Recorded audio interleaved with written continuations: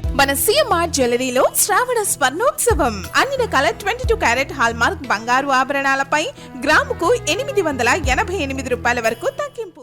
August 4న 145 మంది ప్రయాణికులతో Phuket నుంచి ఢిల్లీ వస్తున్న ఎయిర్ ఇండియా 2379 విమానం గాల్లో 300 అడుగులు కిందకు పడిపోయిన సంచలన ఘటనలు, షాకింగ్ విషయాలు బయటపడుతున్నాయి.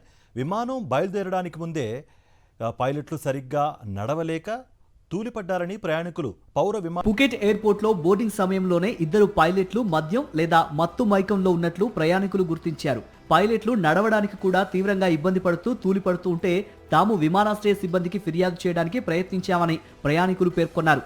అయినా సరే ఎయిర్ ఇండియా యాజమాన్యం ఏ మాత్రమూ పట్టించుకోకుండా అదే పైలట్లతో విమానాన్ని టేకాఫ్ చేయించి ప్రయాణికుల ప్రాణాలతో చెలగాటమాడిందని బాధితులు కేంద్ర విమానయాన మంత్రిత్వ శాఖకు ఇచ్చిన ఫిర్యాదులో తీవ్ర ఆగ్రహం వ్యక్తం చేశారు. ప్రయాణికుల ఆరోపణలకు బలం చేకూరుస్తూ ఢిల్లీలో విమానం ల్యాండ్ కాగానే విమాన ప్రమాదాల విచారణ సంస్థ జరిపిన మెడికల్ పరీక్షలలో సంచలన విషయాలు తేలాయి.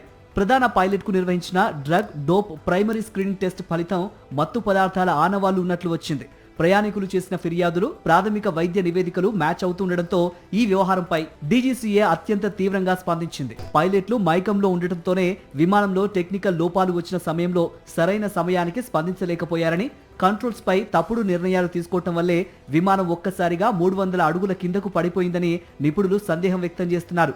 సీట్ బెల్ట్ సైన్ కూడా వేయకపోవడంతో ప్రయాణికులు గాల్లో తేలి విమానం సీలింగ్ కు ఢీకొట్టి తీవ్రంగా గాయపడి రక్తం చిందించారని బాధితులు ఆవేదన వ్యక్తం చేశారు. ఈ తీవ్ర ఆరోపణల నేపథ్యంలో ఆ ఇద్దరు పైలట్లను ఫ్లయింగ్ డ్యూటీల నుంచి తక్షణమే సస్పెండ్ చేశారు. విమానం ఎక్కక ముందే పైలట్లు సరిగ్గా నడవలేక తూలిపడుతున్న విషయాన్ని గమనించినా పట్టించుకొని పుకెట్ ఎయిర్పోర్ట్ గ్రౌండ్ స్టాఫ్ మరియు విమాన సిబ్బందిపై కూడా విచారణకు ఆదేశించారు.